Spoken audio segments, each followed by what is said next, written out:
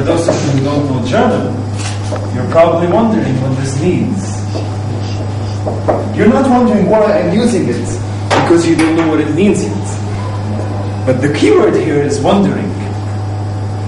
The very fact that you don't know what these words mean is what initiated this wondering process. And the instant I tell you the meaning of this sentence, the wondering process terminates, curiosity dies away, and the sentence becomes as boring as it is to any other German.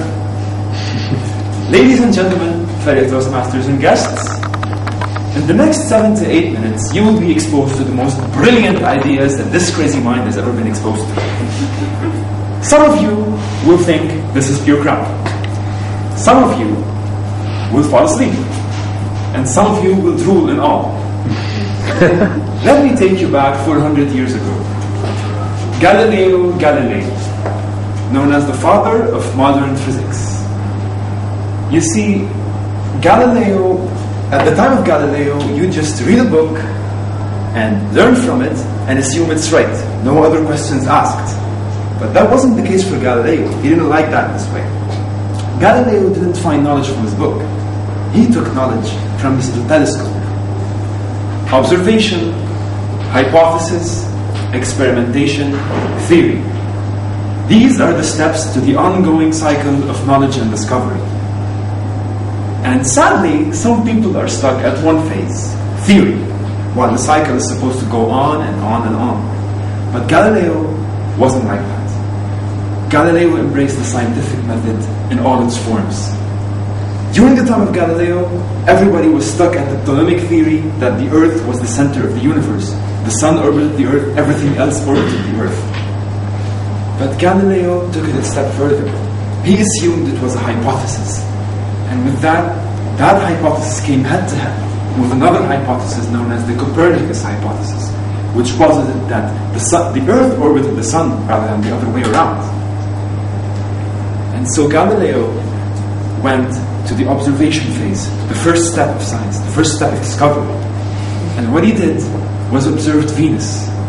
And he noticed that Venus had shades, just like the moon. It had a full phase, it has a crescent phase, and it had nothing. But wait a minute.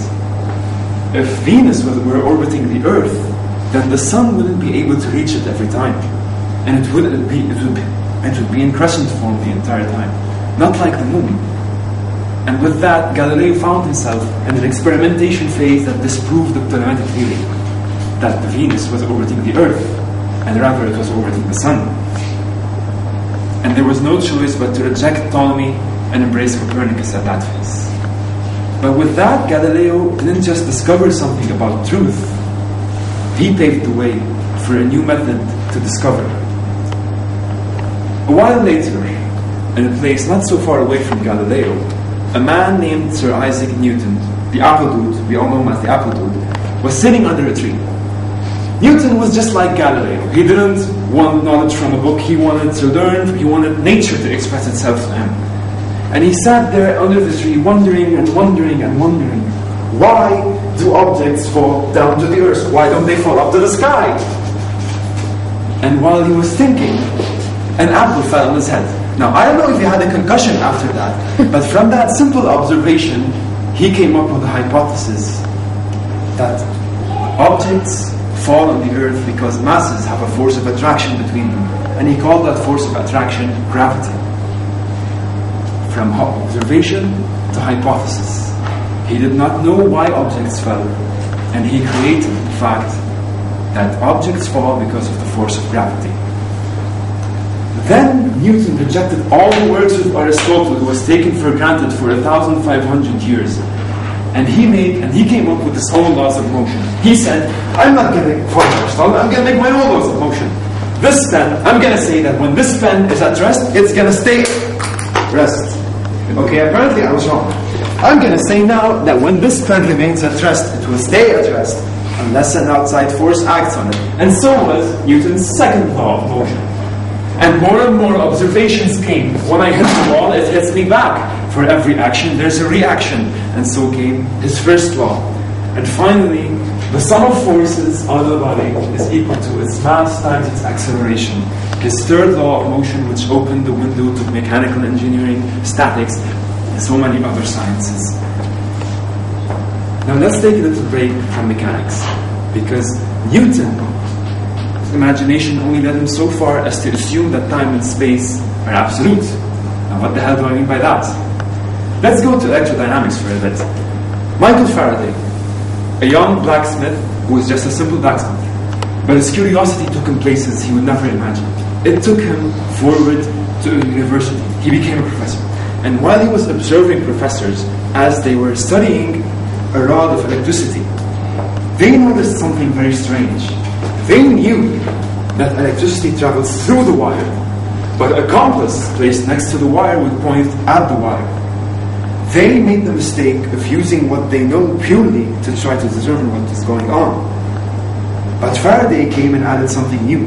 Faraday said, what if a force is emanating out of the wire, and this force is causing this needle to move towards the wire? And with that, he was able to father electromagnetism. But electromagnetism had one implication, and it was a paradox for people. It meant that the speed of light is constant, otherwise light would not exist.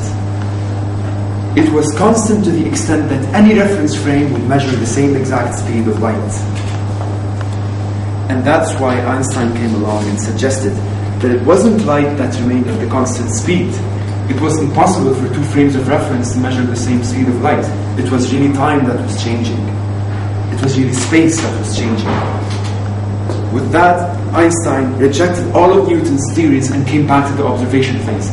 People were realizing that planets were appearing in places they were not supposed to be. They rejected Newton's laws of motion. They just did not apply in space. And with that, Einstein came with his new hypothesis that the universe, that space, is a balloon. We exist on a fabric that can expand and contract. Instead of being absolute, space and time become malleable. Now, all of these stories leading up to Einstein really can be summed up in a simple anecdote. One day I was in my room, I was observing everything around me and asking questions. Why do colors appear the way they do? Why the carpet smells the way it does? Why do I ask so many questions? And I noticed to my disappointment that I really didn't know most of the answers. But that wasn't bad, because the fact that I did not know prompted me to create my own answers. It made me imagine more. It made me create my own hypotheses. The genius in science is not in the math, nor is it in knowing a theory or two, nor is it in even being right. It comes after the first step after observation. It comes in the hypothesis. When you observe something and ask a question, why is this the case? And Google doesn't have the answer, Yahoo doesn't have the answer, no browser has the answer, that's when you come up with the answer. This is when you're the scientist. This is when you're the innovator of the century. Because it's when you take your own thoughts and remember that a science is not really a science unless it can be proven false. It's in the essence of science that you can never have science unless what you say can be falsified. And so we go on this process of observation, experimentation, falsification, observation, experimental falsification, until we dig deeper through reality, finding one theory, rejecting the other, carving through a stone, thinking we found one thing when we found the other. And do we really reach reality? Do we really know where we're going? The point is, it doesn't matter if you reach the truth or not. Science isn't about truth, it's about constantly discovering and making things up. So you go and open a book and try to find the answer for a question you have, and there it is, and that's it, it's stopped. But when you don't have the answer, the window for imagination is open, and an infinite number of answers arises. Mr. Toastmaster. Thank you.